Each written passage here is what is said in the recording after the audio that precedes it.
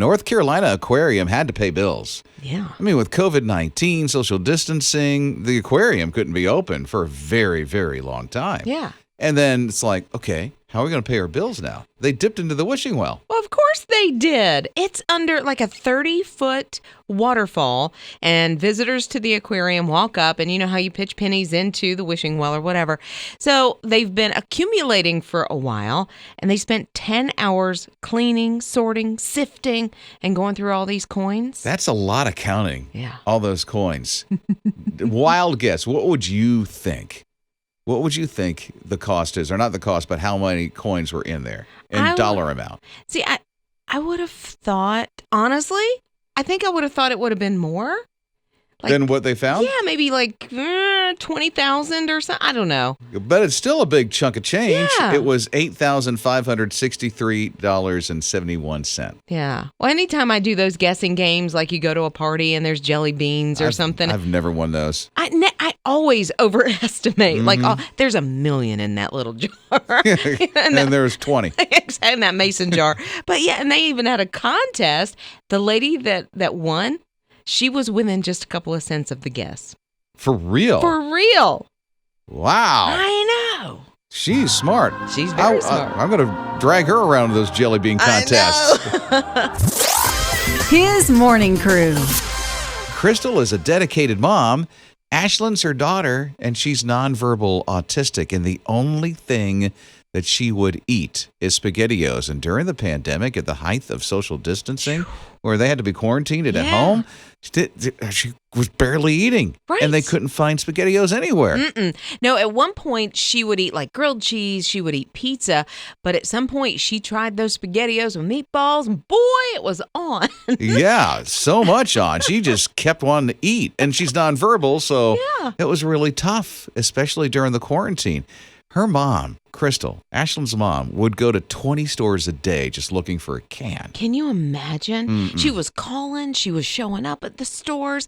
Her friends were starting to, when they would go to the store, starting to look. But if you'll remember, like canned goods were gone. Certain things, because they were economical and the kids liked them and you could really stock up. Out of desperation, she went to the newspaper and said, can you just do anything? Finally, people in the community started donating those cans. And her daughter, Ashlyn, was so happy about this. Well, of course, once it's in the newspaper and people start talking about it, posting about it on social media, Campbell's Soup, which is the parent company for Spaghettios, said, you know what? We've got a couple of cans around here, a year's supply of Spaghettios and meatballs. She's taken care of now. Yeah. That's great. I love it when people come together and then a company says, you know what? We can do something about that and make your hardship easier and better. Yeah, the Spaghettios is not because they don't have any anymore. That's right. It's because their whole garage is packed with them now.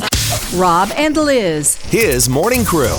I'll say I haven't gotten my nails done in a while. Oh, I'm so sorry. I am too, because bougie. No, bougie to get my nails done. Yeah, no. Come on. I've never had my nails done. I just get the clippers and go clip, clip, and I'm done. Let me tell you, you should. It's being pampered for sure, but it's also just routine female maintenance, I think. But anyway, I haven't been since the pandemic and all that. I need to go. Sorry. And I am terrible. Like if I try to take care of my nails at home and polish them, it's terrible. But I'm kind of interested that Sally Hansen, who makes a lot of the nail supply, nail polish and that kind of thing, she's come out with something, if you're a candy lover, I think you'll like. It's Sour Patch Kids nail polish. Okay. I'm just going to let that sink on you for a minute. Wow. It doesn't smell like Sour Patch Kids. It doesn't taste. You shouldn't eat the nail polish. So you're not licking your fingers. Okay, no, good. No. But it's all the Sour Patch Kids colors. And I think, how Sour Patch Kids is covered with that soury, sugary stuff on the outside? No. You've never eaten Sour Patch Kids? No. Nor do I want to. It looks like it's just a blob of sugar that you put in your mouth. It kind of is. But I think the stuff on the outside is the sour stuff. Anyway, so it looks like the nail polish has something that is representative of that stuff on the outside. So I guess when you paint your nails, it looks like, it has little white dots on it or something. But they have it in the weirdest color. These are the colors I wore when I was in high school, like green and blue and purple and orange and yeah. But are they targeting They're targeting adult women like you? I think they're targeting me, but I think they're also targeting kids. Yeah. Okay. And it's $6 a bottle, and you can get it. I looked on Amazon last night to see Amazon doesn't have it yet, but supposedly it's already at Walgreens and Ulta Beauty. I love Ulta. Okay. Yeah. So does my daughter. She talks about Ulta all the time. Amanda, call me, we'll go. Yeah. They just might go. I think she really does need her nails done to be pampered. Yeah. Amanda or me? You. Yeah. You. Because you've been getting stir crazy lately. A little bit. Yeah. I mean, she's been running around the house singing. That's Liz in her house singing. That's crazy. This is my freedom ham. That's Liz. You are So wrong. You need. You were so wrong. I'm not talking to you the rest of the morning. You were so wrong. You don't have to. This is my freedom ham. Whoa.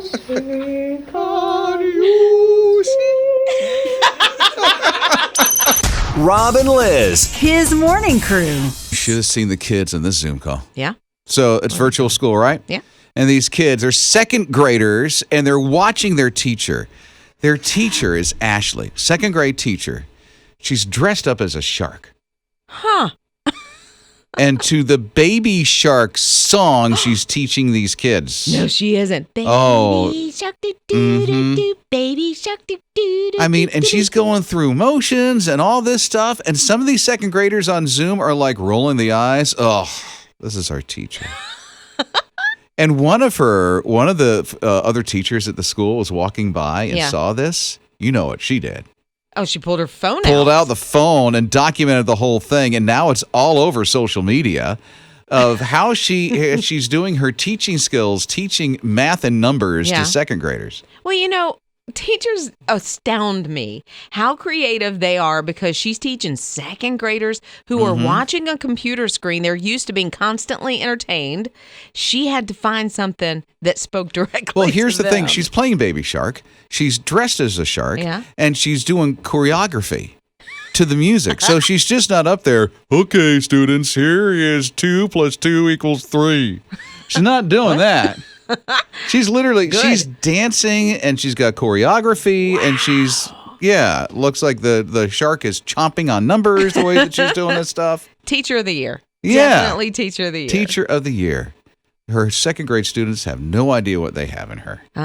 They should be definitely blessed by that because they are having a lot of fun. Yeah. Oh, and once again, if we could have Liz sing Baby Shark, as she just did. Baby shark, doo, doo, doo, doo, baby shark, doo, doo, doo, doo. You like it? Rob and Liz. His morning crew. Have you ever had a root canal? 2 of them. Yeah, I've had a root canal. My son just had one. Woo. Okay, so Yum Yum is an 18-year-old American black bear from the Montgomery Zoo, Montgomery, Alabama, and he had to have 3 root canals this past week. In 1 week? Yes. I said 2. I only had 1. I don't know why I said 2. I had 1. It wasn't too bad. No, it's gotten a lot better. I had a lot of anxiety going in because I never had a root canal, and I heard people talk about how horrible they are, and I had 1. Yeah, but they're not so bad anymore. But I bet Yum Yum would not agree. So he's a black bear. They knocked him out. They got him on the surgical table. Like they put him under, and then this dentist, Dr. Gaddis, he has worked on all kinds of animals. Hippopotamus, he said he's done dental work on elephants and even a fruit bat. He said you've got one end of the spectrum to the other. The elephant From an elephant to a bat. to a fruit bat. Yeah, a tiny little thing. Yeah, so it took hours and hours to get these root canals done. But 3 of them, he said that the black bear's teeth are very similar to a human's teeth, just a lot bigger. Just a lot bigger. And yeah, I right? think I would say the black bear is a little bit more ornery than most human beings. I don't know. There's some ornery people. There are some ornery people, but a black bear, you can't even rationalize with them. So good luck to him. I would never have thought that a bear needed a dentist. Yeah, no, especially one named Yum Yum. Who named this bear Yum Yum? Because that is You like it, huh? I love. Name your next dog Yum Yum? Yum Yum. I dare you. Oh, I'll do Dare it. you to name your next dog Yum Yum. Okay, when we it get can her- work for a boy or a girl. It really could. Yeah, so you don't have to worry about it. Yeah, it's better than what Joey wants. My husband wants to name the next dog. What is it? D-O-G. D-O-G. Oh, come on. Mornings with Rob and Liz. Rachel is checking in this morning at 800-447-7234. What's on your mind, Rachel? Understand that his radio has been a part of something. What happened? My husband is a first responder. He's a firefighter, often dealing with heartbreaking, traumatic events, things that would, really make a mark on you. And a couple years ago, after the death of a child in the line of work, he was dealing with some PTSD. And then a year ago, I actually physically pulled him off a bridge where he was trying to end his life. And later that day, I was listening to his radio. The song Shoulders by For King Country came on, and I just broke down in tears because the song says despair was holding me for ransom, and I was in the valley, and there was uncontrollable chaos all around me. But despite this, I felt God carrying my weakness, my sickness, my brokenness on his shoulders. Today, my husband is definitely a work in progress, as am I, and I can see God's hand slowly changing him, not necessarily into the person that he used to be, because I think once you've experienced a traumatic event, that's hard to do. Because of what he's been through, he actually was able to help a teenager on a call that he went on. He was able to prevent him from ending his life. He was able to talk him out of ending his life on a call just because of what he'd been through by explaining to him his situation and what had happened in his own life. His radio has just given me so much encouragement over the last couple years, and that's the only thing I listen to, and I really needed it that day, and I felt God carrying my weakness, my sickness, my brokenness on his shoulders. Wow, Rachel, absolutely amazing. You're a woman of a lot of courage, Rachel, and I'm so glad you shared your story with us today. Yeah, you could hear her strength and just knowing that, where she was in her walk with God, it really spoke to her husband. I'm curious, if you have a similar story like Rachel's, what would it be? Here's the number you can call right now, 800-447-7234. Rob and Liz. His morning crew. A donug. What in the world? A donug. It's a tasty little thing that anybody can have, this donug. They only have them in Australia, from what I understand right now. So, y'all, it is a donut and a chicken nugget mixed in together. What do you think? Oh, my. I don't know if I could. This could be an Australian thing, Yeah. but I don't know. It's got sweet and salty. It's kind of like honey mustard on your chicken nuggets. It's that sweet that goes along with it. Half donut, half chicken nugget. And it's made into one looking donut. Yeah. And it's dipped in cornflakes and panko crumbs, and then they fry it. Everything's better when it's fried. What's it's a not exactly panko healthy. crumb? It's like breadcrumbs. It's just a different Why don't they version. just call it that? Because they're special. Okay. But it costs, listen, do you know how much they cost a piece? I don't know. $12. For one of these things? $12, yes. They can keep their donugs. There's something that came out a couple of years ago. I never got to try one, but I wanted to. It's called a cronut, and it's a croissant and a donut mixed together. So it's really flaky like a croissant, but That sounds more appetizing than this contraption. with the chicken nugget. Yeah. I don't know. I'd be willing to try it. Either one of them? Yeah, because it's not spicy or anything. Yeah, sure. Oh, maybe we can get one that is spicy. Ugh. What do you think? See, I'm out once you add the spice to it. But Yeah, but you won't know. Oh, I would know. Yeah, once you put it in your mouth. Yeah, then I would know. But not before that. Don't play a trick on me. Rob and Liz. His morning crew. Don't know if you heard what Hobby Lobby's up to. I think it's super cool what they're doing. They've decided to raise their minimum wage. Yeah. So minimum wage is what? $15 an hour right now. At Hobby Lobby. It's not that everywhere. I want to say it's $7.55. Wait a minute. $7.50 is the minimum wage? $7.20. It's somewhere in there. $7.25, $7.55. So Hobby Lobby is $15 now. Now they're going to raise it to $17 an hour. Yes. And they said that they have raised their minimum wage like 10 times over the last 11 years. So if you're hired by Hobby Lobby, you could be making double of what anybody else making minimum wages. Others are trying to do this too. I just read that Target raised theirs to $15. Yes, they did. So, I mean, I think it's very cool that they are appreciating what their employees do. Hobby Lobby said something in part that, they're closed on Sunday and they want to pay and give their employees better benefits because they value them and they want them to have time for rest, family, and worship. Isn't that nice? I like rest, it. family, and worship. Yeah. I don't take the rest part too much. I don't either. Yeah. I don't know why I feel like I gotta work all the time. Yeah. Are you kind of the person like I am, like you work, and then when you're done, you're done? Yeah, I fall asleep. As soon as you get still, I'm done. I get it. I'm like out. But done and over. $17 an hour. They're doing it. I'm trying to remember my first job and how much I made. Oh, I know exactly. Should I even? I don't know if I want Yes, to do it. Okay, now you're in. Okay, it was like $3.65 an hour. I was gonna say it felt like it was just over $3. Right, because I was like 14. Minimum wage. Can you imagine $3 an hour back then? Right, but I mean, it went with the time. I mean, it's basically the same, I guess, Yeah. as the $7.55 or whatever it is now. Yeah, that sounds like a ton of money compared to the $3.50 or whatever it was an hour. Right? What did you do? Did you sing for your? Was that what you did? No. You sang. I dipped ice cream. That was my first job. She was the singing ice cream lady. Here she is. This is my freedom ham. That's it. So you made $3.50 an hour singing for ice cream? They overpaid me, evidently. Did they really? I love it. This is my freedom ham. I love that part of it, by the way. That's my favorite part. You want me to do it live? Yeah, go ahead. Let's hear it. This is my freedom ham. I like that. The ham. You just put so much feeling into that. Yeah, I was in the moment. I was caught up. I could feel it. She just grabs deep within. It's like, ham. It's just amazing. I love that. You got to throw the Southernese into it. That's too. right. That's worth more than $3.50 an hour. His morning crew.